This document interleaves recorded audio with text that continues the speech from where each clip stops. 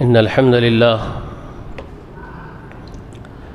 لله نحمده ونستعينه ونستغفره ونعوذ بالله من شرور أنفسنا ومن سيئات أعمالنا من يهده الله فلا مضل له ومن يضلله فلا هادي له وأشهد أن لا إله إلا الله وحده لا شريك له وأشهد أن محمدا عبده ورسوله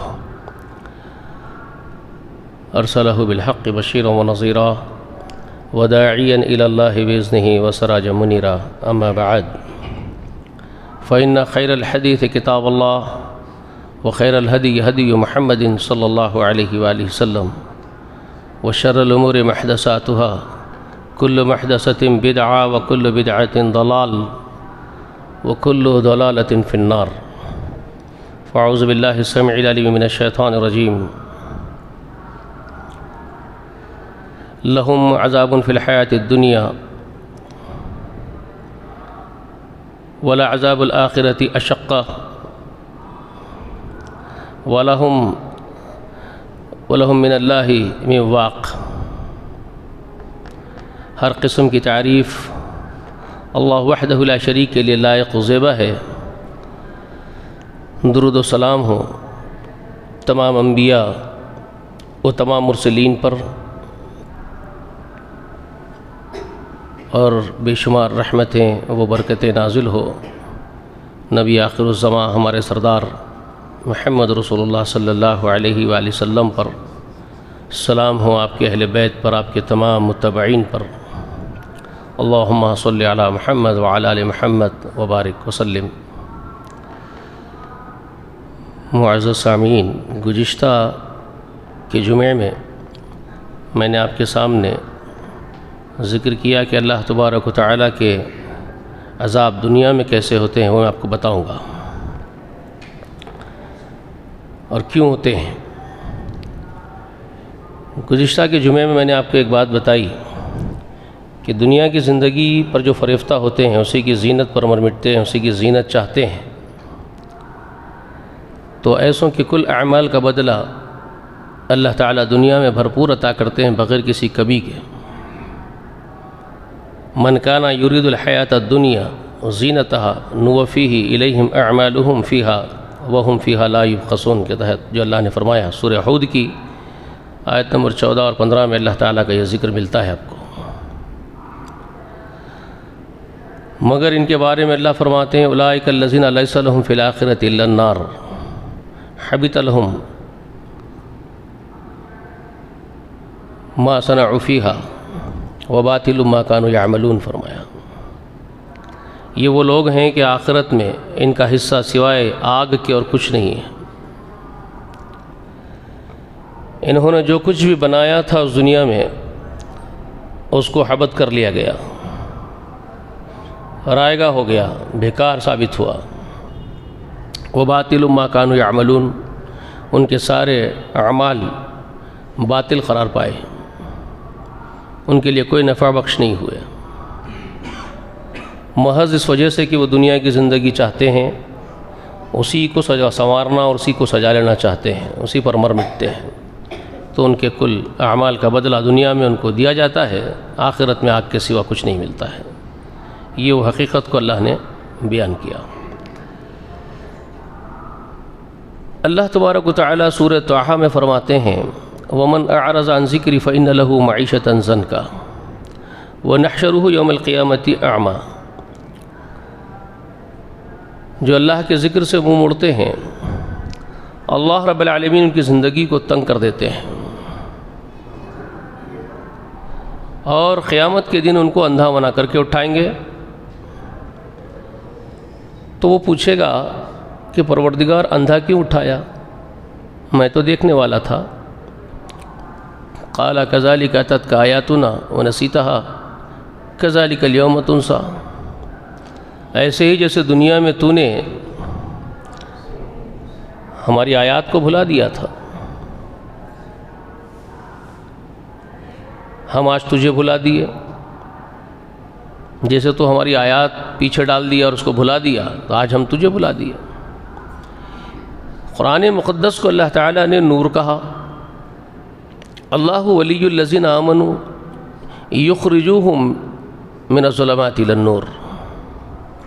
اللہ سرپرست ہے، اللہ ولی ہے، مومنوں کا ولی، مومنوں کا کارساز، ان کا سرپرست، ان کا نگران، ان کا نگہبان، ان کا مہربان، ان کا قدردان، ان کا سرپرست،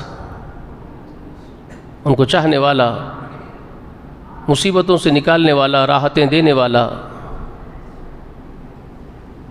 ان کا تحفظ کرنے والا۔ بہت سارے معنی پر مشتمل ایک لفظ ولی ہوتا ہے۔ ولی کے معنی بہت بلند، بہت ساری معنی اس کے اندر سمٹے ہوئے ہوتے ہیں، یاد رکھیے آپ۔ اللہ والے اپنا ولی اللہ کے سوا کسی اور کو سمجھتے ہی نہیں، اسی کے سامنے گڑگڑاتے ہیں اور اسی کو اپنا ولی، اپنا کارساز، اپنا سرپرست، اپنا بزرگ، اپنی بگڑیاں بنانے والا، اپنی نگرانی کرنے والا صرف اللہ کو مانتے ہیں، اپنے سارے معاملے اللہ کے سپرد کرتے ہیں۔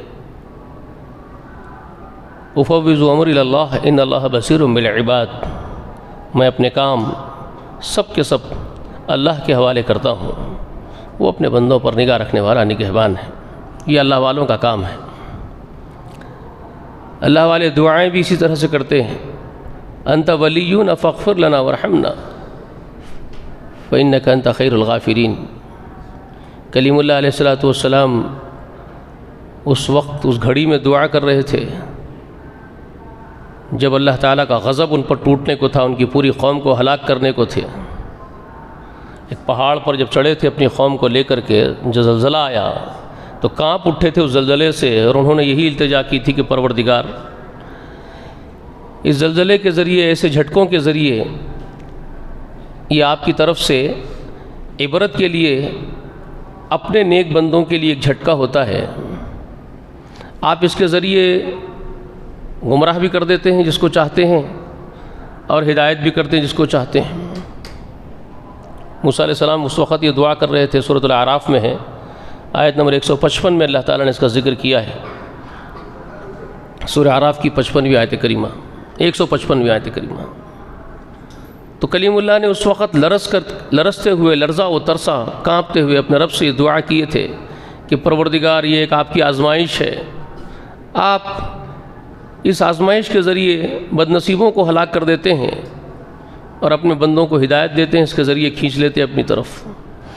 تو اب انہوں نے یہ کہا، انت ولینا، ہمارے ولی، ہمارے کارساز، ہماری بگڑیاں بنانے والے، ہم پر خاص رحم کرنے والے، ہماری حفاظت، ہماری نگہبانی کرنے والے، انت ولینا، ہمارے ولی تو آپ ہے اللہ، فاغفر لنا وارحمنا، بس آپ ہم کو معاف کر دیجئے اور ہم پر خاص رحم کیجئے، فإنک انت خیر الغافرین، بے شک آپ ہے ہی بہت اچھے معاف کرنے والے۔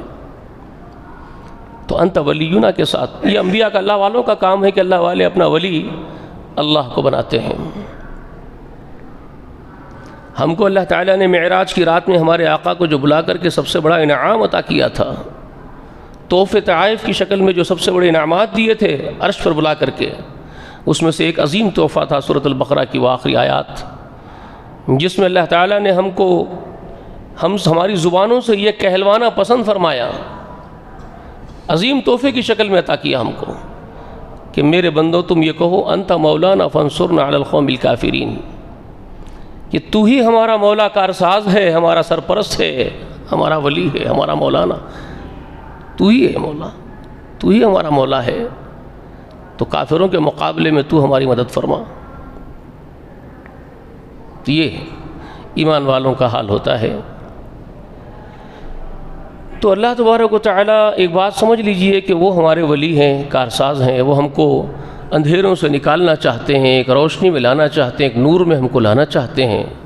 اللہ ولی الذین آمنوا یخرجوہم من الظلمات الی النور، اللہ ولی ہے ایمان والوں کا، وہ ان کو ولی چاہتا ہے، سرپرستی کا تقاضا ہے، اس کی نگہبانی کا، اس کی مہربانی کا یہ تقاضا ہے کہ تمہارا ولی ایمان والوں تم کو ظلمات سے، اندھیروں سے نکال کر کے روشنی میں لانا چاہتا ہے۔ اور اس کی روشنی کیا ہے؟ اس کی روشنی وہ ہے جس کو اس نے نازل کیا آسمان سے۔ اللہ تعالیٰ آسمان سے قرآن کی شکل میں ایک نور نازل کیا ہے تمہارے لیے. آپ کو چاہیے اس نور میں آئے، اس روشنی میں دنیا کو دیکھے، دنیا کی زندگی دیکھے، اور ہمارے زندگی کے مقصد کو پہچانے. اس روشنی میں، اس نور ہدایت سے اگر فیضیاب ہوئے اور اپنی روحوں کو اسے سیراب کی اس نور سے، تو وہ نور نہ صرف دنیا میں کام آئے گا بلکہ وہ آخرت میں بھی کام آئے گا. سورۃ الحدید میں اللہ تعالیٰ فرماتے ہیں کہ ایمان والے جب اللہ تعالیٰ کے پاس جائیں گے، پلسرات کے قریب سے ان کا گزرنا ہوگا تو ان کا نور آگے آگے دوڑے گا. حدیث شریف میں آپ صلی اللہ علیہ وسلم فرماتے ہیں کہ جتنا ایمان ہوگا اتنا نور ہوگا. کسی کا نور وہاں تک ہوگا جہاں تک نگاہیں ختم ہو رہی ہو، انبیاء ہیں. کسی کا نور اور کم ہے، کسی کا اور کم ہے، کسی کا اور کم ہے. بعض لوگوں کا نور ایسا ہے کہ صرف ان کے انگوٹھوں کے پاس ہی، پیر کے انگوٹھوں کے پاس ہی بس ڈگمگا رہا ہے، بہت تھوڑا سا نور ہے جس میں کچھ نہیں دیکھ سکتے. اور بعض بالکل اندھیرے میں، گھپ اندھیرے میں، جن کے پاس کوئی نور نہیں ہے. تو یہ وہ منافقین ہیں جن کے پاس کوئی نور نہیں ہوگا. اللہ نے وہ چیزیں پیش کر دی، آپ کو بتا دی قرآن کے ذریعے سے. ایمان والوں کو پکار پکار کے کہیں گے، ایمان والوں ہم تمہارے ساتھ دنیا میں تھے نا جی، ذرا رک جاؤ، ہم کو ساتھ لے کے چلو اپنے نور میں. ہم بھی تمہارے ساتھ ہوا کرتے تھے نا، تمہاری جماعت میں، تمہارے صفوں میں ہم بھی بیٹھتے تھے، ہم بھی تمہارے ساتھ نمازیں پڑھتے تھے، ہم بھی تمہارے ساتھ دنیا میں تھے. اب آپ یہ بات ہے کہ تم کو نور دستیاب ہو گیا ہے، آج تم تو روشنی میں جا رہے اور ہمارے پاس اندھیرا گپ ہے، کچھ بھی نور نہیں ہے، تو ذرا ہم کو اپنے ساتھ تو لے لو، ہماری مدد تو کر دو. فرشتے حائل ہو جائیں گے بیچ میں اور دھرے مار کر کے پلٹا دیں گے اور کہیں گے کہ چلو پلٹو یہاں سے، تمہارے لیے کوئی نور نہیں ہے، اپنا نور خود تلاش کرو. تو انڈیویجول اپنا اپنا نور تلاش کرنا ہے. فرشتے بیچ میں حائل ہو جائیں گے، کوئی کسی کو نور اپنے نور میں لے کر کے، اپنے ایمان کا سہارا دے کر کے لے جا نہیں سکے گا قیامت کے دن. یہ اللہ نے قرآن میں آپ کے سامنے بیان کر دیا. تو یہ وہ نور ہے قرآن مقدس کی شکل میں، جو دنیا میں بھی آپ کو راہ دکھاتا تھا اور حشر کے دن بھی آپ کو راہ دکھاتا ہے. مگر چونکہ آپ دنیا میں اس نور کی حاجت محسوس نہیں کیے کبھی بھی، آپ دنیا کی زندگی پر اتنے فریفتہ رہے، اس کو سنوارنے میں اتنے مگن رہے. آپ یہ چاہتے تھے کہ دنیا میں آپ کی معیشت سب سے بہتر ہو. آپ کا انٹینشن، آپ کی چاہت، آپ کی خواہش تھی کہ دنیاوی معیشت آپ کی سب سے بہتر ہو. اچھا بنگلہ میرے پاس ہو، اچھے فارم ہاؤس میرے پاس ہو، اچھی فیکٹریاں میرے پاس ہو، اچھے نوکر چاکر والا رہوں، اچھی اچھی سواریاں والا رہوں. یہ آپ کا انٹینشن اور آپ کی خواہشات رہی ہے کہ دنیا آپ کی بہتر سے بہتر بنے. اور کبھی اللہ کے نازل کردہ اس نور سے محبت کر کے اس نور سے فیضیاب ہونے کی کاوش اور کوشش کیے نہیں. کبھی یہ نہیں سوچے کہ یہ نور یہاں پر بھی اور آخرت میں مجھے کام دے گا، جس سے مجھے فائدہ اٹھانا ہے، بھلے ہی دنیا نہ ملے، اس سے مجھے کیا غرض. یہ آپ کا بیہیویئر نہیں رہا کبھی بھی، یہ آپ کا انٹینشن نہیں رہا. تب اللہ تبارک و تعالی وہاں پر وہی بات فرما رہے ہیں قیامت کے دن، جس کو سورۃ طٰہٰ میں اللہ نے بیان کیا. ایک بات اچھی طریقے سے سمجھ لیجئے کہ معیشت کو آپ بھلے ہی بہت اچھی سمجھ رہے ہیں اور اللہ تعالیٰ دینے میں کمی بھی نہیں کر رہے ہیں. گزشتہ میں نے آپ کو بتا دیا اور آج بھی اس کا ذکر کر دیا سورہ ہود کے ذریعے سے، من کان یرید الحیاۃ الدنیا زینتہا نوفی الیہم اعمالہم فیہا وہم فیہا لا یبخسون. جو دنیا کی زندگی اور اس کی زینت چاہتا ہے، اس کے کل اعمال کا بدلہ ہم دنیا میں اس کو پورا پورا عطا کر دیتے ہیں، بغیر کسی کمی کے عطا کرتے ہیں. تو بڑا خوش فہمی میں، بہت خوش فہمی مبتلا ہو گئے حضرت. یہ سمجھے کہ میری معیشت سب سے اچھی ہے، میں دنیا بنانا چاہا اور بنا لیا. انسان یہ سمجھتا ہے کہ میں نے چاہا اپنی دنیا کو بنانا اور سنوارنا اور سجانا، میں نے سجا لیا، میں نے بنا لیا. تو خوش فہمی ہو گئی ان کو، یہ سمجھ رہے ہیں کہ دنیا تو میری بہت اچھی بن گئی ہے. مگر سورۃ طٰہٰ میں جو اللہ تعالیٰ فرما رہے ہیں، وَمَنْ أَعْرَضَ عَنْ ذِكْرِي فَإِنَّ لَهُ مَعِيشَةً ضَنْكًا، جو میرے ذکر سے، میری یاد سے روگردانی کرتا رہا، منہ موڑ کے رہا مجھ سے، تو اس کا خمیازہ دنیا میں اس کو کیا بھگتنا ہے؟ اللہ بتا رہے ہیں اس کا خمیازہ اس کو دنیا میں یہ بھگتنا ہے کہ ان لہو معیشتاً ضنکا، اس کی جو معیشت ہے جس کو وہ بہت اچھی اور عمدہ سمجھ رہا ہے، ہم اسی کو تنگ کر دیتے ہیں، اس کے لیے اسی کو ہم اس کے لیے تنگ کر دیتے ہیں۔ بھلے ہی حضرت بڑے محل میں رہ رہے ہیں، لیکن آپ دیکھیں گے صورت لٹکی ہوئی ہے، بال سفید ہو رہے ہیں وقت سے پہلے، عمر سے پہلے، جسم ڈھل رہا ہے، ایک قسم کی ہیبت ہے، ایک قسم کا خوف ہے جو اندر ہی اندر کھایا جا رہا ہے حضرت کو۔ بظاہر حضرت پورے قوم کی قیادت بھی کر رہے ہوں، بظاہر لوگ جو ہے حضرت کے ہاتھ چوم رہے ہوں، بظاہر حضرت کی معیشت بہت عمدہ معلوم ہو رہی ہے، لوگوں کو روغ و رشک بھی کر رہے ہیں، ہس کر رہے ہیں لوگ، کیا معیشت ہے، کیا زندگی ہے، لیکن یہ وہ خود جانتے ہیں ان کی زندگی کیا ہے، ایک عجیب خوف میں مبتلا ہے، ان کو خود کو نہیں معلوم ہے ان کے ساتھ کیا ہو رہا ہے، وہ کس پریشر میں ہیں، وہ کس ہیبت میں اور کس خوف میں جی رہے ہیں، وہ کون سا خوف ان کے سر پر مسلط کر دیا گیا ہے جس سے ان کی راتوں کی نیند اڑی ہوئی ہے، دن کا چین غارت ہے، وہ آزادی سے کہیں گھوم پھرنے کے لائق نہیں رہتے جا رہے ہیں۔ یہ ساری چیزیں ہوتی ہیں، اسی زندگی کو ان کے لیے تنگ کیا جاتا ہے، بچے خوش نہیں ہوتے، بیوی خوش نہیں ہوتی، بظاہر مال انبار پڑے ہوئے ہیں دولت کے، لیکن گھر کی خوشیوں سے محروم ہیں۔ بے شمار ایسی چیزیں آپ دیکھیں گے، پیٹ بھر اولاد ہیں لیکن اولاد خود خون کے آنسو رلا رہی ہے باپ کو، پریشان، دنیا میں سب سے زیادہ اپنے آپ کو بد نصیب محسوس کر رہا ہے جبکہ پیٹ بھر اولاد ہے، لیکن اولاد کا غم اور اولاد کا دکھ کسی سے بولے بھی نہیں جاتا اس کو۔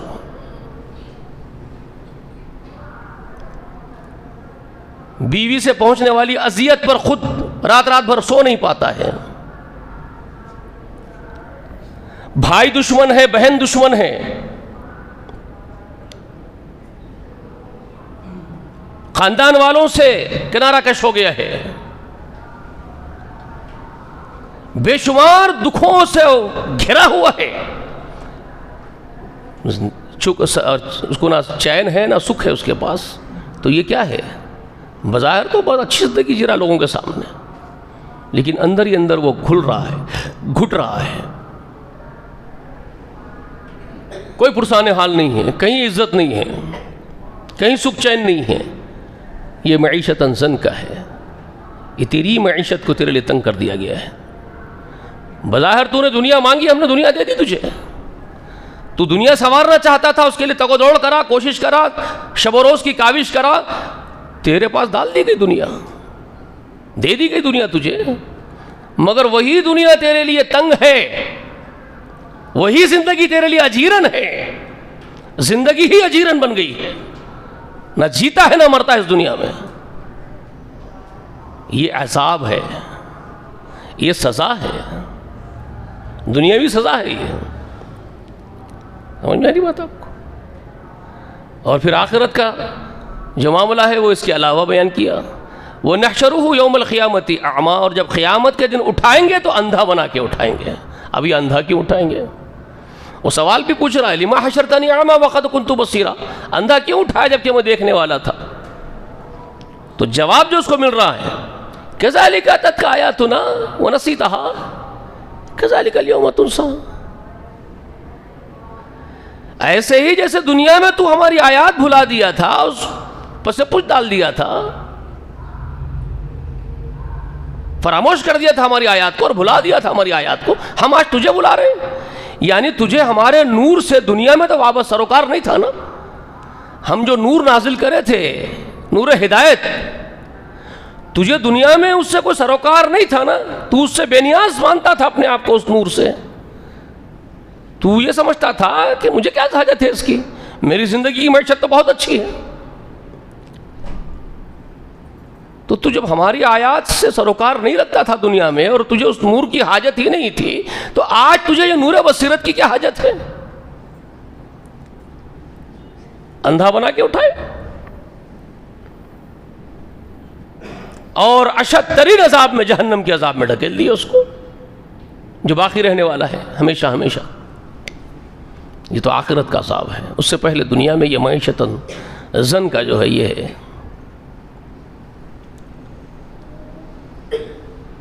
سورہ فرقان میں الرحمن کے بندوں کی خصوصیات کا ذکر کرتے ہوئے فرماتے ہیں الذین لا يدعون مع اللہ الہا آخر ولا يقتلون النفس التي حرم اللہ الا بالحق ولا يزنون ومن يفعل ذلك يلقى اثاما يضاعف له العذاب یوم القیامت۔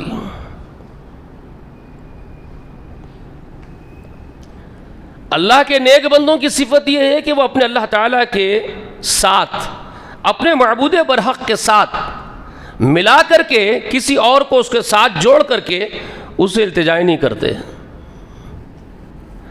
اپنے رب کا شریک، اپنے رب کا معیت میں کسی اور سننے والا نہیں سمجھتے۔ وہ مع اللہ الہا آخر، فرما لا يدعون مع اللہ الہا آخر۔ ایمان والے جو بندے ہیں، رحمان کے جو بندے ہیں، وہ رحمان کے بندے لا يدعون مع اللہ الہا آخر، وہ رب کو بھی پکار رہے ہیں اور رب کی معیت میں وہ سمجھ رہے ہوں کہ رب کی معیت میں یہ بھی اہل اللہ ہے، یہ بھی اللہ والے ہیں، یہ اللہ کے مقرب ہیں، تو یہ بھی کچھ ہماری سنتے ہیں، یہ اللہ کے ساتھ ہی ہیں۔ تو یہ اللہ کے ساتھ کسی کو جوڑتے ہی نہیں ہے۔ کون؟ وہ رحمان کے بندے نہیں جوڑتے ہیں۔ اس سورہ فرقان میں اللہ تعالیٰ کا بیان، رحمان کے خاص بندے اللہ کے ساتھ کسی کو نہیں ملاتے، کسی کو نہیں جوڑتے، پکارنے میں، دعائیں کرنے میں، اپنی حاجتیں طلب کرنے میں، یہ کسی ایک کو بھی اس کا ہمسر، اس کا ساتھی، اس کا ساجھدار، اس کی معیت میں تصور نہیں کرتے، یہ صرف اللہ سے دعائیں کرتے ہیں، صرف اور صرف اکیلے اللہ کو پکارتے ہیں، اسی کو اپنا ولی سمجھتے ہیں، اسی کو اپنا کارساز سمجھتے ہیں، اسی کو اپنا حاجت روا اور مشکل کشا بھی سمجھتے ہیں، اپنی مشکلوں کی کشائی کے لیے بھی اسی کو پکارتے ہیں، اپنی حاجتیں برلانے کے لیے بھی اسی سے مرادیں کرتے ہیں، کسی کے پاس نہیں جاتے۔ یہ رحمان کے بندوں کی صفت ہے۔ اور قتل نہیں کرتے کسی جان کو بھی جس کا قتل اللہ نے حرام کر دیا ہو۔ ایک چینٹی بھی نہیں مار سکتا ایمان والا اللہ کا بندہ، اس کے ہاتھوں سے اس کی ہمت نہیں، اس کا ایمان اس کو نہیں کرنے دیتا ہے۔ اس کے اللہ کو چاہنے کی جو اس کی صفت ہے نا، جو اللہ کو چاہتا ہے، اللہ کو اپنے سامنے محسوس کرتا ہے، اللہ سے لرزتا اللہ کے سامنے، تو اس کا وہ ایمان اس کو ایک چینٹی، ایک جانور، ایک مکھی، ایک مکوڑا بھی بیکار مارنے نہیں دیتا، اس کا ایمان روک دیتا ہے، اس کو بیجا نہیں مارے گا وہ، الا بالحق، ہاں حق کے ساتھ قتل کرے گا۔ مضر جانور آ گیا ہے، سانپ آیا، بچھو آیا، لوگوں کو نقصان پہنچائے گا، بھیڑیے کتے شہر میں گھس گئے ہیں، لوگوں کو کاٹ کھائیں گے، تو الا بالحق اس کے مارنے میں تو کوئی حرج نہیں ہے۔ وہ تو اس لیے مارے گا کہ پورے اللہ کی پوری مخلوق کی حفاظت کی غرض سے مارے گا۔ یہ کسی انسان کو قتل کرے گا تو اللہ کے دشمن کو مارے گا، اللہ کے دشمن کو، اللہ تعالیٰ کے دین کو ملیامیٹ کرنے کی کوشش کر رہا ہو، اللہ کے بندوں پر مسلط ہونے کی کوشش کر رہا ہو، ان کو تباہ کرنا چاہتا ہو، قتل و غارت گری مچایا ہو، فساد کیا ہو زمین کے اندر، تو اس کو مارا جائے گا۔ وہ الا بالحق، اس کے لیے بھی پورا قانون ہے، اس کے لیے یہ نہیں کہ ہر انڈیویجل اس کا مکلف ہے، نہیں، اس کے لیے پورا نظام حکومت جب ہوگی تو وہاں قاضی ہوگا وقت کا، اس کا کام ہوگا، وہ فیصلہ کرے گا، جس کو مارنا ہے اس کو مارے گا، الا بالحق، اس حق کے ساتھ کام ہوگا پورا کا پورا، ٹھیک ہے۔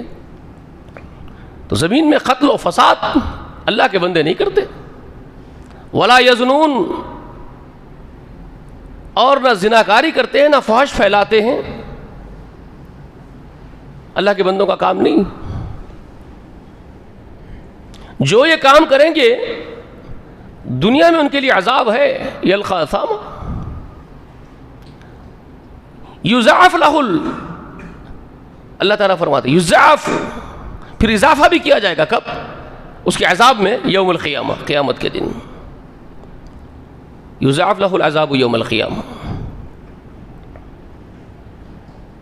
تو قیامت کے آنے سے پہلے دنیا میں اس کو عذاب بھگتنا پڑے گا، اس کا خمیازہ اس کو بھگتنا ہے، ایسے کرنے والے لوگوں کو، جتنے بھی ہوں گے، یہ جو بھی ہوں گے، جو یہ کام کریں گے، ان کو یہ اس کی سزائیں بھگتنی.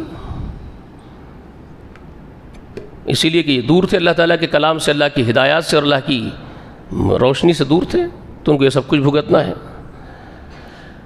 سورہ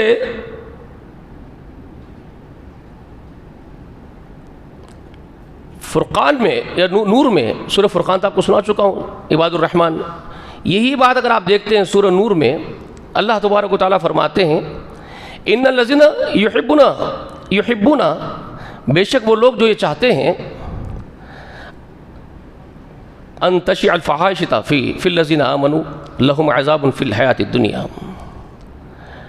لہم عذاب علیم فرمایا سورہ نور میں کہ جو لوگ یہ چاہتے ہیں کہ مومنوں کے درمیان فحش عام ہو، بے حیائی پھیلے. اب یہ بے حیائی کے اشکال بے شمار ہیں. لوگوں کے ذہن میں سورہ نور کا یہ واقعہ کا ذکر آتا ہے تو مفسرین بھی وہ واقعہ لکھتے ہیں، وہ تو اپنی جگہ درست ہے، کہ بہتان بازی کرنا، عورتوں پر تہمتیں لگانا یقیناً یہ ہلاکت والا جرم ہے. اس کی تفسیر میں یہ ہے، ہمارے آقا علیہ الصلوۃ والسلام ایک حدیث سناتے ہیں آپ کو. حدیث مبارکہ یہ ہے، ابو ہریرہ اس کے راوی ہیں، مسلم شریف میں بھی ہے اور دیگر صحیحین کی کتابوں میں ہے. اس میں یہ آیا کہ 7 ایسے اعمال ہیں جو ہلاک کر دیتے ہیں انسان کو، ان 7 ہلاکت والے اعمال سے اپنے آپ کو بچا لو. 7 ہلاکت والے اعمال سے اپنے آپ کو بچانے کی تاکید رسول اللہ نے کی. تو صحابہ نے پوچھا وہ 7 اعمال بھی ہم کو بتا دیجئے رسول اللہ. تو اللہ کے رسول نے بتایا، اللہ کے ساتھ شرک کرنا ایسا جرم ہے جس سے بندے کی ہلاکت یقینی ہے. کوئی بندہ جب اللہ تعالیٰ کے ساتھ کسی کو بھی شریک ٹھہراتا تو اس کی ہلاکت یقینی ہے، امکان ہی نہیں ہے اس کے اوپر رحم و کرم کیا جائے، اس کی معافی کی جائے. امکانات ختم ہو جاتے ہیں. ابلیس لعین جانتا ہے اس بات کو کہ شرک کرنے کے بعد مغفرت کے امکانات ختم ہو جاتے ہیں. میری بات غور سے سمجھ لیجئے.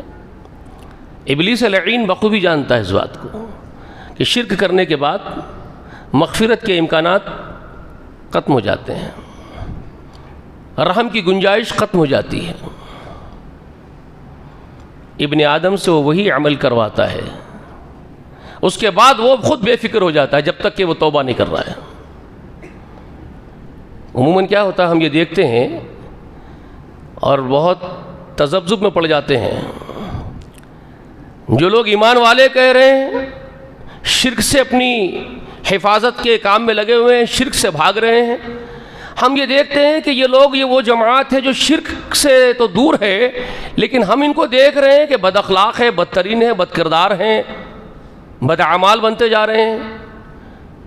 اور دوسری طرف یہ دیکھتے ہیں کہ جن لوگوں کو ہم یہ کہہ رہے ہیں کہ یہ لوگ تو مشرک ہیں، ان کے اوپر یہ الزام ہے کہ یہ لوگ تو بدعتی ہے، تو مشرک لوگ ہیں، مگر ان کے اخلاق بڑے عمدہ ہیں، ان کا کردار بڑا بہتر ہے. تو ایک تذبذب ہوتا ہے دیکھنے والے کو، یہ کیا بات ہے آخر؟ جو لوگ شرک سے دور ہیں وہ بد اخلاق اور بد کردار کیوں ہیں؟ اور جو شرک میں جس کو آپ کہہ رہے ہیں مبتلا لوگ ہیں وہ لوگ با اخلاق کیوں ہیں، با کردار کیوں ہیں؟ یہ ایک سوال بار بار سامنے آتا ہے. جواب اس کا مختصر یہی ہے کہ ابلیس لعین آدم کے بیٹوں سے وہ کام کرواتا ہے جس کے بعد اس کی مغفرت کے کوئی امکانات باقی نہیں رہتے، پھر وہ ان کا پیچھا چھوڑ دیتا ہے. جب وہ اس کام میں مبتلا ہو جاتے ہیں شرک میں اور وہ کام کر گزرتے ہیں اللہ کے ساتھ غداری کا، تو ابلیس لعین ان کا پیچھا اب چھوڑ دیتا ہے. وہ اس کے مشن میں وقت ضائع کرنے کے بجائے وہ ان کی طرف جاتا ہے جو شرک سے بھاگ رہے ہیں. جو شرک نہیں کرتے ہیں وہ ان کو غارت کرنے کے لیے روز ایک نیا مشن کی تیاری کرتا ہے، اپنے پروجیکٹ پر کام کرتا ہے. وہ ان کو حرام خور بنائے گا، دھوکے باز بنائے گا، ان کو جھوٹ بولنے کے وسوسے ڈالے گا، مکاری سکھائے گا، عیاری سکھائے گا، بد اخلاق بنائے گا، چندے کھانے کا حکم دے گا ان کو، بے حیائی کا اور زنا کا حکم دے گا ان کو. یعنی وہ سارے کام کراتے جائے گا. اور وہ شرک کے لیے بھی پوری کوشش کرتے رہتا ہے. اس کے اوپر بھی جو آدمی مواحد شرک نہیں کر رہا ہے اس پر بھی شرک کروانے کی پوری کوشش کرتا ہے. لیکن چونکہ یہ آدمی جو شرک کو پہچانتا ہے، ایک جماعت ایسی ہوتی ہے جس میں شرک کے بارے میں اس کے ڈیٹیلنگز بیان کیے جاتے رہتے ہیں شب و روز، شرک کی خباثت روزانہ بیان کی جاتی ہے، تو آدمی الرٹ ہو جاتا ہے اس جماعت میں رہنے والا کہ شرک کے یہ خباثتیں ہیں، اس کی یہ برائیاں ہیں، اس کی یہ برائیاں ہیں. تو وہ شب و روز ایک بات سوچتا ہے کہ میں شرک سے بچتا رہوں، اور ابلیس لعین یہ سوچتا رہتا ہے کہ کسی طرح سے مجھے اس کو عذاب میں پھنسانا ہے. تو سارا وقت ادھر ضائع کرتا ہے، اپنا ادھر صرف کرتا ہے، پورا کا پورا یہاں صرف کرتا ہے. وہاں سے مطمئن ہو جاتا ہے، وہ کرا دیا، اب وہاں نہیں جائے گا. وہ اس کے اخلاق، بلکہ اس کے اخلاق کو سنوارنے میں اس کی مدد کرے گا. اس لیے اس کی مدد کرے گا کیونکہ لوگ جب اس کو دیکھیں گے با اخلاق، با کردار اور اچھا خدمت خلق کرنے والا، ہمدردی کرنے والا، انسانیت کا مظاہرہ کرنے والا، تو لوگ ظاہر ہے اس کے عقیدے کی طرف بھی دوڑیں گے. لوگ بولیں گے جب یہ خود اچھا ہے تو اس کا عقیدہ بھی اچھا ہے. تو لوگ خود جا کے اس کے عقیدے میں پھنسیں گے. اور ابلیس چاہتا ہی یہ ہے، ابلیس چاہتا ہی یہ ہے کہ لوگ اس طرف چلے جائیں، اس طرف سے ہٹ جائیں. تو یہ لوگوں سے بدظن کرتا ہے، یہ مواحدین سے بدظن کرنے کے لیے، عوام الناس کو بھگانے کے لیے یہ مواحدین کو ایسے وسوسے ڈالتا ہے جس کے بعد یہ اس کے چکر میں آتے ہیں، اس کے چنگل میں پھنس جاتے ہیں اور بد اخلاق اور بد کردار بن جاتے ہیں. یہ کام ہے اس کے کرنے کا، وہ کرتا ہے. تو شرک کے پورے امکانات ہم سمجھتے ہیں کہ ہم ختم کر دیے ہیں، اور یہ سمجھتے ہیں کہ ہم شرک سے بری ہو گئے ہیں، باقی کچھ بھی کرو. کیونکہ ہمارے پاس ایک ذہن دے دیا جاتا ہے نا، ہمارے پاس یہ پٹی پڑھائی جاتی ہے، وہ احادیث جو بالکل اپنے جگہ صحیح ہے لیکن معنوی اعتبار سے یہودیوں کی طرح کا کام کیا جاتا ہے. میں ایک بات بولوں تو برا نہیں ماننا، اس وقت ملت کا یہ حال ہے، اور یہ ملت کا حال کیوں ہوا وہ بھی میں آپ کو بتا رہا ہوں. صحیح حدیث رسول اللہ کی، کسی کی بات نہیں ہے، رسول اللہ کی بات ہے. رسول اللہ فرمائے اپنے ہی زندگی میں، اپنے حیات طیبہ میں، تم یہود و نصارہ کی مشابہت کرو گے. اپنی امت سے کہا تم لوگ یہود و نصارہ کی مشابہ ہو جاؤ گے قیامت کے قریب، اور ایسی مشابہت اختیار کرو گے یہود و نصارہ کی جیسے ایک جوتی دوسرے جوتی کی مشابہ ہوتی ہے، ہو بہو کرو گے. یعنی جو کام یہود و نصارہ کیے، بلکہ ایک مثال بھی دے کے فرمائے اللہ کے رسول، کسی سوراخ سے اگر یہود و نصارہ ڈسے گئے ہیں تو اس سوراخ سے تم ضرور ڈسے جاؤ گے، تم بھی وہی نقصان اٹھاؤ گے جو نقصان اہل کتاب اٹھائے ہیں. مطلب اہل کتاب نقصان کیا اٹھائے ہیں؟ قرآن مقدس بھرا ہوا ہے، سورہ مائدہ میں بہت سارے تذکرے اللہ نے ان کی بہت وضاحت کے ساتھ کیے ہیں یہود و نصارہ کے. سمعون الکذب اکالون للسحت، ان لوگوں کے اوصاف اللہ نے بیان کیے. جھوٹ سننے کے عادی ہو گئے تھے، حرام کھانے کے عادی ہو گئے تھے، حرام خور ہو گئے تھے، اپنی معیشت ساری حرام کے اوپر ہی بناتے تھے، اور اللہ کی آیات تھوڑی سی قیمتوں پر بیچتے تھے. تھوڑی سی قیمت کیا تھا؟ وہ دنیاوی زندگی اور اس دنیا کی معیشت پر راضی ہو جانا، یہ تھوڑی قیمت ہے. اللہ بہت عمدہ نعمت دینا چاہتا ہے جنت کی شکل میں، ابدی زندگی کی نعمتوں کی شکل میں، سب سے بڑی نعمت ہے وہ، لیکن تم اس نعمت کا سودا کر لیتے ہو یہ دنیا کی زندگی اور اس کی معیشت کے ذریعے سے، تم اس پر راضی ہو جاتے ہو.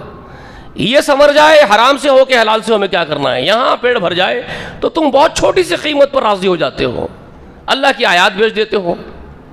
یہ وہ کام کرتے تھے. اور شب و روزمرہ کی زندگی ان کی، اللہ تبارک و تعالیٰ نے خود اپنے حضور سے فرمایا، نبی سے، اپنے نبی محمد رسول اللہ سے، فَتَرَ الَّذِينَ، تم دیکھو گے ان لوگوں کو، فی قلوبہم مرض، جن کے دلوں میں یہ بیماریاں ہیں، یسارعون فی الاثم والعدوان، فی الاثم والعدوان، شب و روز ان کی تگ و دوڑ، ان کی بھاگ دوڑ، روزمرہ کی مصروفیت ان کی صرف حرام خوری میں ہے، گناہ کے کاموں میں ہیں، اللہ کی حدود کو توڑنے میں ہیں، اور اکلہم السحت، حرام کھانے میں لگے ہوئے ہیں۔ وَلَبِئْسَ مَا كَانُوا يَعْمَلُونَ، فرمایا بہت برا ہے جو یہ کر رہے ہیں۔ یہ کون کرتے تھے؟ اہل کتاب کرتے تھے۔ اللہ خود فرما رہے، قرآن مقدس میں آپ کو بیان کیا جا رہا ہے، سمجھایا جا رہا ہے آپ کو۔ لولا ینہاہم الربانیون والاحبار، تو ان کے علماء، ان کے مشائخین نے ان کو حرام خوری سے روکا کیوں نہیں؟ جھوٹ بولنے سے، جھوٹے باتوں کے عمل کرنے سے یا حرام خوری کرنے سے ان کے علماء اور مشائخین کی تو ذمہ داری تھی کہ وہ اپنی عوام کو اپنے ماتحت جو ان کے سے استفادہ کرنے کے لیے جو آتے ہیں، یعنی علماء دین کے پاس جاتے ہیں نا بھائی، آپ خطبہ سننے آپ یہاں آئے ہیں، ممبر پہ کھڑے ہو کے کانخواہ آپ سے بات کر رہے ہیں۔ اب یہ کانخواہ کیا کر رہے ہیں آپ کو کیا معلوم ہے اپنی زندگی میں؟ یہ خود مبتلا ہے جرائم میں، اور یہ حضرت چاہتے ہیں کہ سامنے بیٹھے ہوئے جو ان کو سننے آتے ہیں ان کا بھی مال کھا جائے کسی نہ کسی ذریعے سے، ان کا انٹینشن یہ ہے۔ تو یہ ان لوگوں کو یہ پٹی پڑھاتے ہیں کہ بھائی آپ کیوں ٹینشن لے رہے ہیں، ہم ہیں نا، آپ کرو جو کرنا ہے، آپ کے گناہ ہم بخشوا لیں گے، آپ لاؤ اور یہاں ڈال دو غلے میں، بس۔ سمجھ رہے ہیں آپ؟ ہم جالی میں بیٹھے ہوئے ہیں، ہم سن رہے ہیں آپ کو، پادری صاحب سن رہے ہیں، فادر صاحب آپ آؤ اقرار کر لو اپنے گناہوں کا اور بولو گاڈ آپ کو بخش دے گا، باقی لاؤ غلہ بھر دو صرف چرچ کا۔ بات سمجھ میں آ رہی ہے آپ کو؟ تو کہیں چرچ کا غلہ بھر رہا ہے تو کہیں ہرے رنگ کا غلہ بھر رہا ہے۔ غلے بھرنا مقصد ہے، آپ کچھ بھی کرو، وہاں وہ ہے تو کہیں اور کچھ اور ہے، یہاں کچھ اور ہے، کام اسی طریقے کا ابلیس کرواتا ہے، اس کی رنگت بدل دیتا ہے، اس کی نوعیت بدل دیتا ہے۔ تو یہاں یہ ہے کہ وہ احادیث کو ڈھال بنا لیں جن میں رسول صلی اللہ علیہ وسلم کے یہ فرمودات مل جائے، لوگوں کو پٹی پڑھا دے کہ تم اللہ تعالیٰ سے ملاقات کرو زمین سے آسمان بھر گناہ لے کر کے، لیکن شرک لے کے اگر نہیں گئے تو اللہ تعالیٰ زمین سے آسمان بھر مغفرت کے ساتھ تم سے ملاقات کرتا ہے۔ اب کیا ہے بھائی؟ اب کیا بچا ہے؟ اب تو یہ بات عیاں ہو گئی ہے کہ زمین سے آسمان بھر کے گناہ بھی لے کے جائیں گے تو معافی ہے، لیکن شرک نہیں کریں گے تو کافی ہے، کفایت کر جائے گا۔ تو اب چھپکے سے زنا کر لو، کیا ہونے کا ہے؟ تبھی تو ہمت کر رہا ہے کسی عورت کو یہ بولنے کی، کوئی ایک عالم آپ کا، کہ کیا ہوتا ہے اکیلے میں ایک آدھی مرتبہ زنا کر لینے سے اللہ معاف کرنے والا ہے۔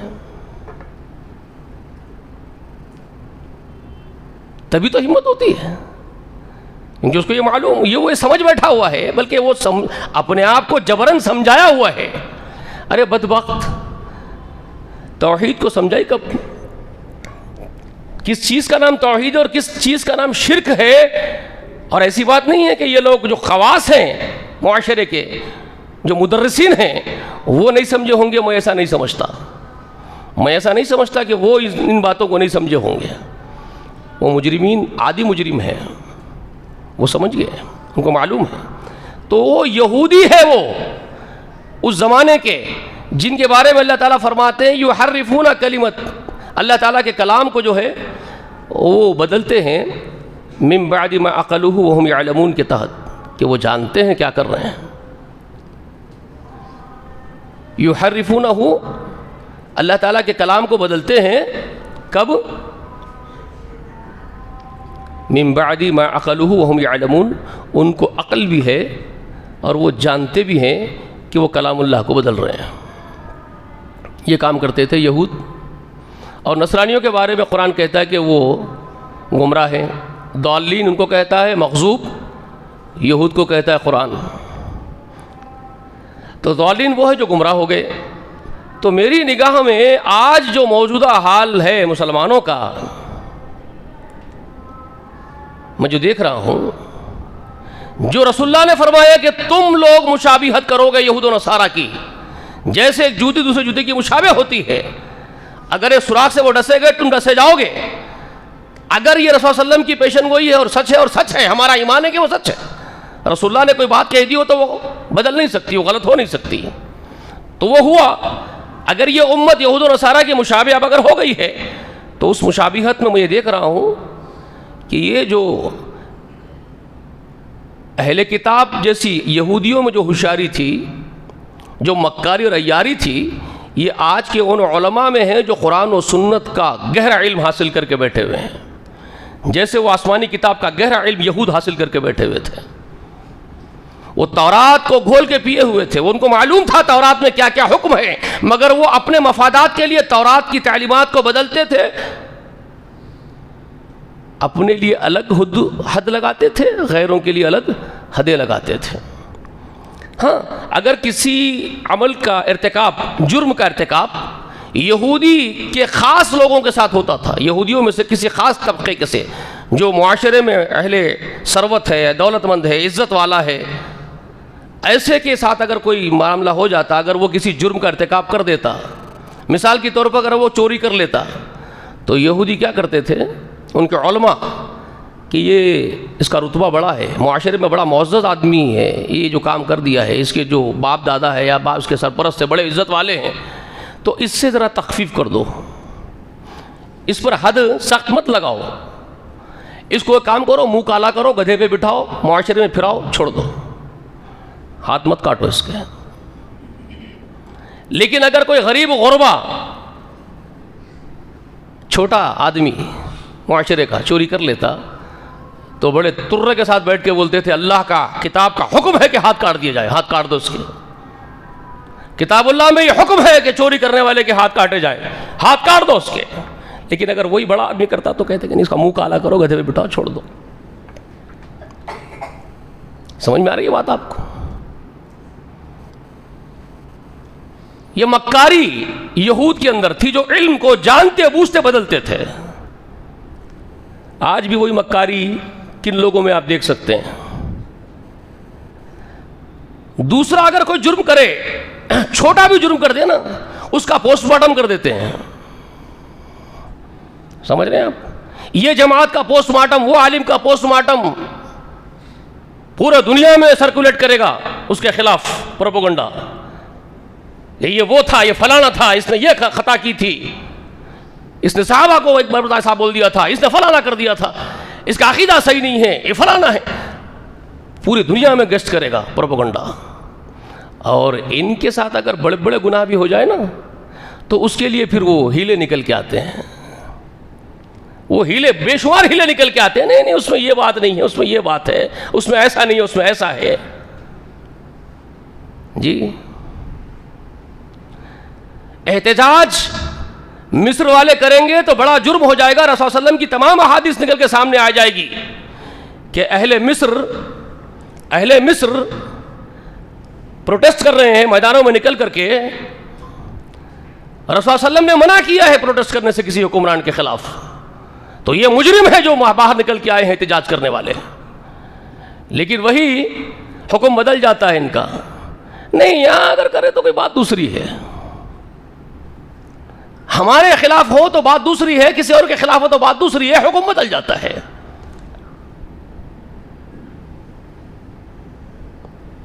یہ یہود جیسی مکاری ہے، اور گمراہ وہ ہیں جو کچھ جانتے ہی نہیں ہے، بدبخت کچھ نہیں جانتے ہیں، وہ گمراہ ہیں۔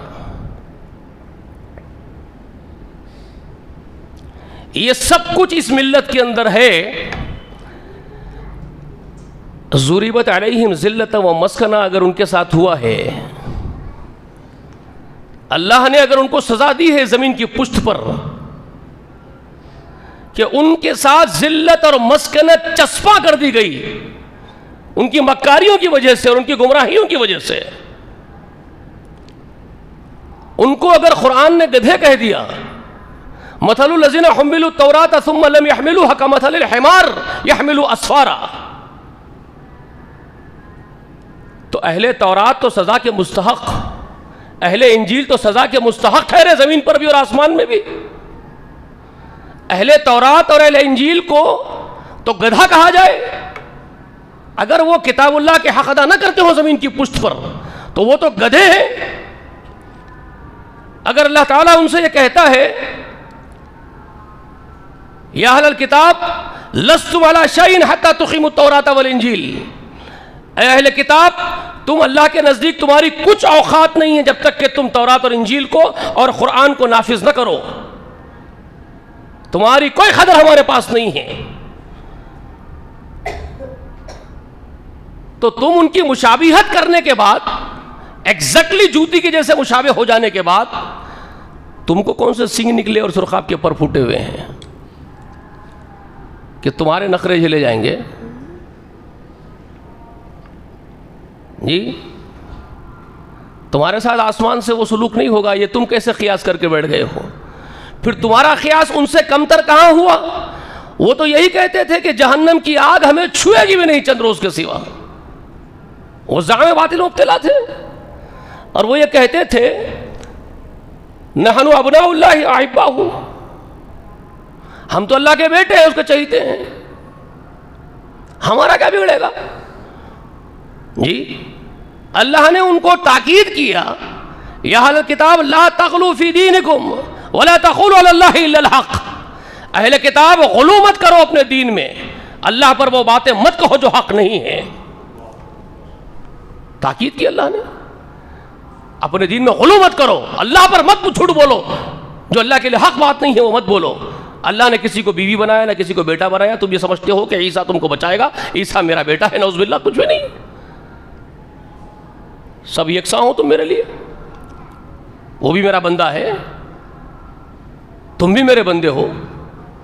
عیسیٰ نے کہا یا بنی اسرائیل اعبدوا اللہ ربی و ربکم، اللہ سب کے لیے یکساں ہے.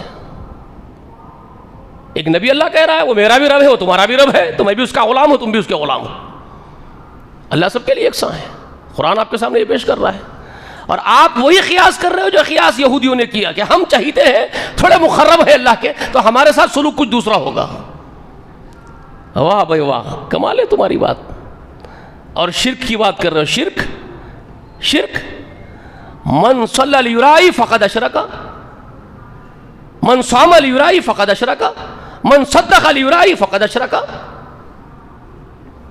رسول اللہ نے کیا کہا؟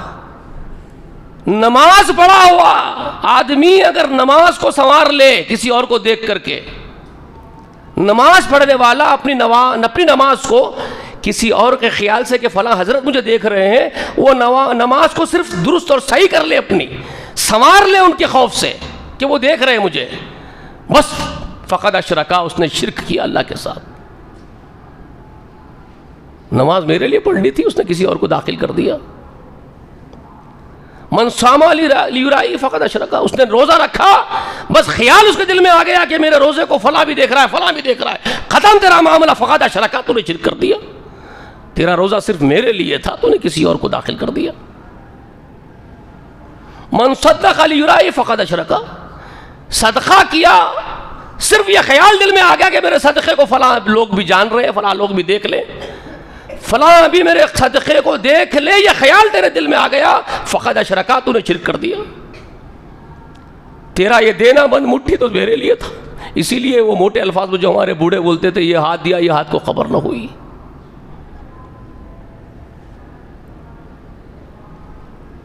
شرک کر دیا. تو تم شرک کو اصل جانتے ہی کہاں ہو؟ تم یہ سمجھ رہے ہو کہ شرک ہے ہی نہیں ہمارے پاس، ہم شرک سے کورے ہیں. مندر کا گھنٹہ نہیں مارے، خبر پہ جا کے سجدہ نہیں کرے تو خوش فہمی مبتلا ہو گئے کہ ہم مشرک نہیں ہیں.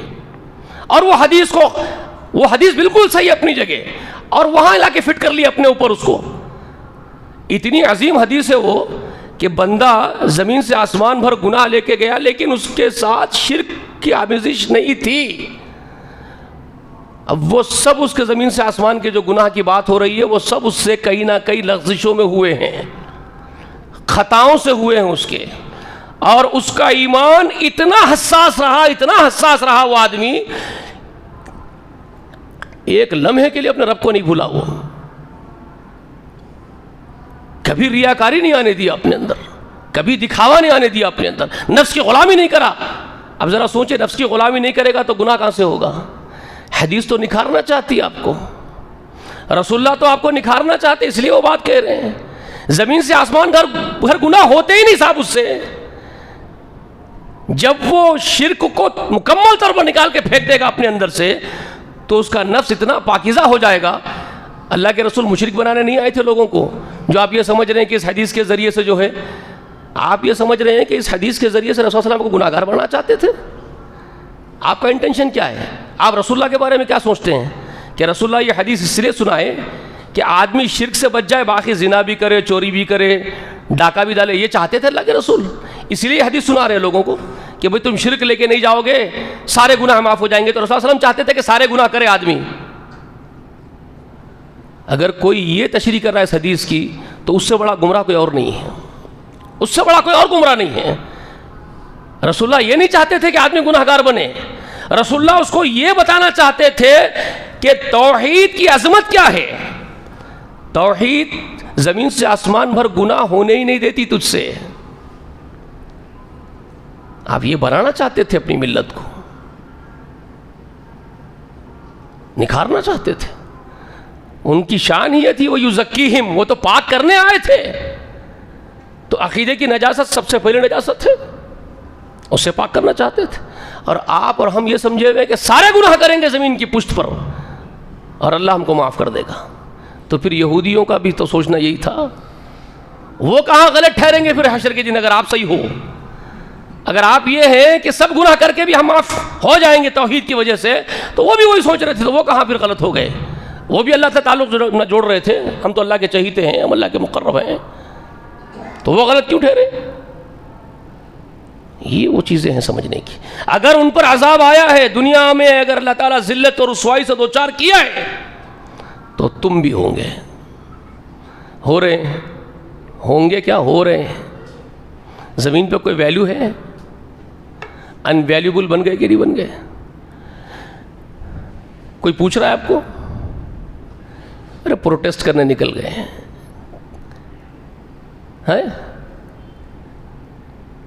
سنسد بھون کے پاس جا کے بیٹھ رہے ہیں، وہاں جا کے چیخ رہے ہیں، وہ میدان میں جمع ہو جاؤ، پہار لگا رہے ہیں.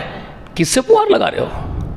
کس کو پکار کے بول رہے ہو ہماری مدد کرو، ہماری مانگیں پوری کرو؟ کس کو پکار کے بول رہے ہو؟ کس کے سامنے رکھ رہے ہو یہ التجا اپنی، احتجاج کر کے؟ ذرا بولو تو صحیح.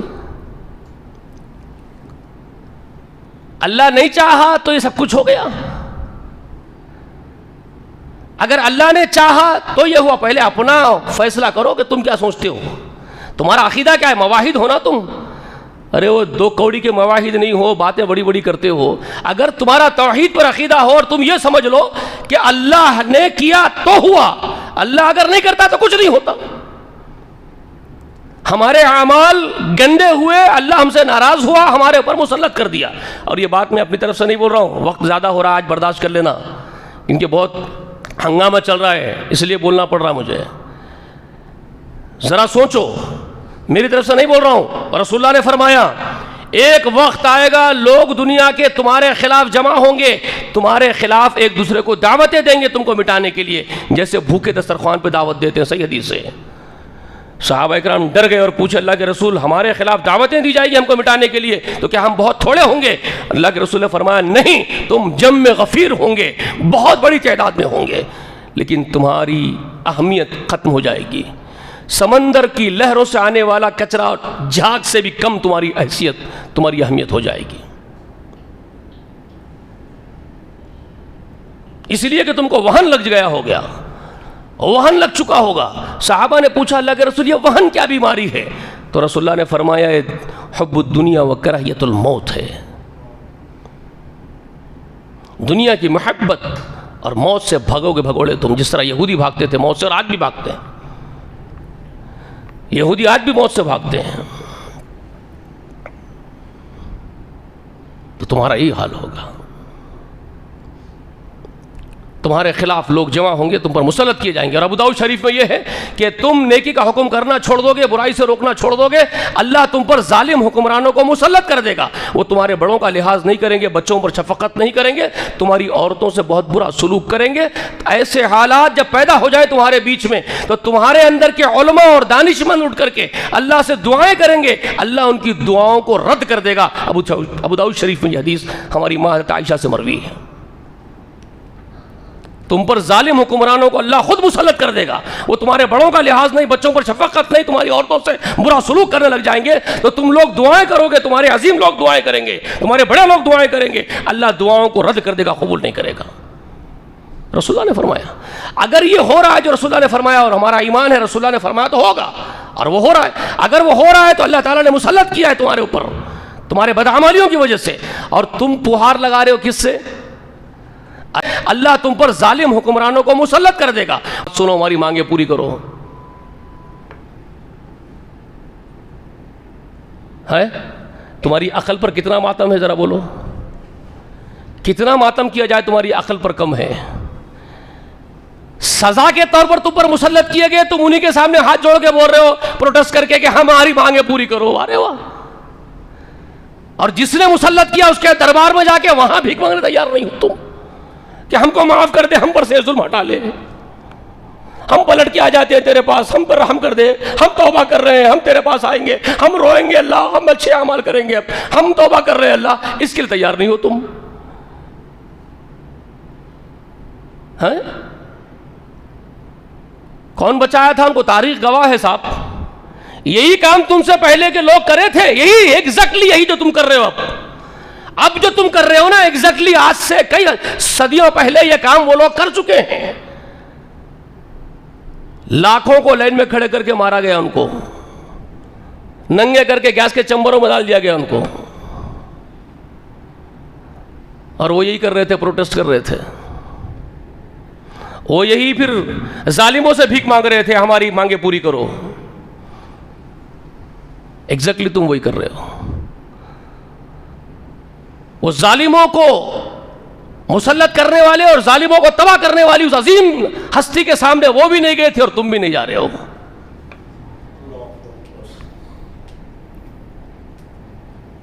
بات سمجھ میں آ رہی ہے میری؟ اوپر سے جا رہی ہے۔ اتنا تو نہیں کچھ ایسا بول رہا ہوں کہ سمجھ میں نہ آئے، ایگزیکٹلی وہی کر رہے ہو۔ اب بھی وقت ہے، انیبوا الی ربکم واسلموا لہ من قبل ان یاتیکم العذاب ثم لا تنصرون۔ اب بھی ہے وقت، اللہ نے فرمایا پلٹو، میری طرف آؤ، میرے فرمانبردار بن جاؤ، میرے سامنے گڑاؤ، توبہ کرو، وعدہ کرو مجھ سے کہ اب نافرمانی نہیں کریں گے ہم تیری۔ انیبوا، آؤ میرے طرف، اسلموا لہ، فرمانبردار ہو جاؤ اللہ کے، من قبل، اس سے پہلے، ان یاتیکم العذاب، تم پر بہت بڑا عذاب آئے گا، ثم لا تنصرون، پھر کوئی تمہاری مدد نہیں کرے گا۔ آتے تو آؤ، سزا بھگتنے تیار ہو تو بھگتو۔ دو ہی آپشن ہے تمہارے پاس، یا تو سزا بھگتو زمین پر بھی اور آخرت میں بھی، یا تو پھر اپنے رب کے پاس آؤ، رو گڑاؤ، اس کو منا لو، کیا کرنا ہے چوز کرو۔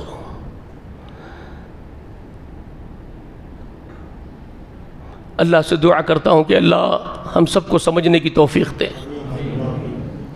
توبہ کرنے والے بنائے، اللہ ہم کو تیرے فرمانبردار بندوں میں سے بنا دے، اور ہم کو عذاب سے بچا لے۔ آمین وآخر دعوانا الحمدللہ رب العالمین۔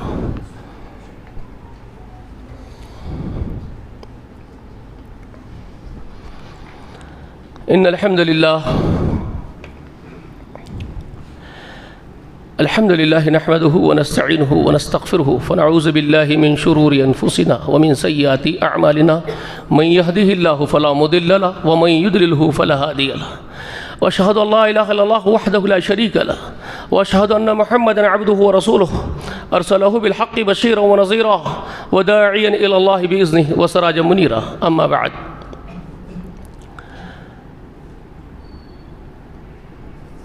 اعوذ باللہ من الشیطان الرجیم، إن الله وملائكته يصلون على النبي يا أيها الذين آمنوا صلوا عليه وسلموا تسليما اللهم صل على محمد وعلى آل محمد كما صليت على إبراهيم وعلى آل إبراهيم إنك حميد مجيد اللهم بارك على محمد وعلى آل محمد كما باركت على إبراهيم وعلى آل إبراهيم إنك حميد مجيد وصل على جميع الأنبياء والمرسلين والملائكة المقربين والخلفاء الراشدين المهديين وسلام على أصحاب محمد صلى الله عليه وآله وسلم وسلام على آله وأهل بيته أجمعين وربنا لا تؤاخذنا إن نسينا واخطأنا ربنا ولا تحمل علينا إصرا كما حملته على الذين من قبلنا ربنا ولا تحملنا ما لا طاقة لنا به واعف عنا واغفر لنا وارحمنا أنت مولانا فانصرنا على القوم الكافرين ربنا لا تزغ قلوبنا بعد إذ هديتنا وهب لنا من لدنك رحمة إنك أنت الوهاب رب ارحمهما كما ربياني صغيرا ربنا هب لنا من أزواجنا وذرياتنا قرة أعين واجعلنا للمتقين إماما ربنا آتنا في الدنيا حسنة وفي الآخرة حسنة وقنا عذاب النار عباد الله رحمني ورحمكم الله إن الله يأمر بالعدل والإحسان وإيتاء ذي القربى وينهى عن الفحشاء والمنكر والبغي يعظكم لعلكم تذكرون واذكروا الله يذكركم ادعوه يستجب لكم ولذكر الله أكبر والله يعلم ما تصنعون قوموا لصلاة المسلمون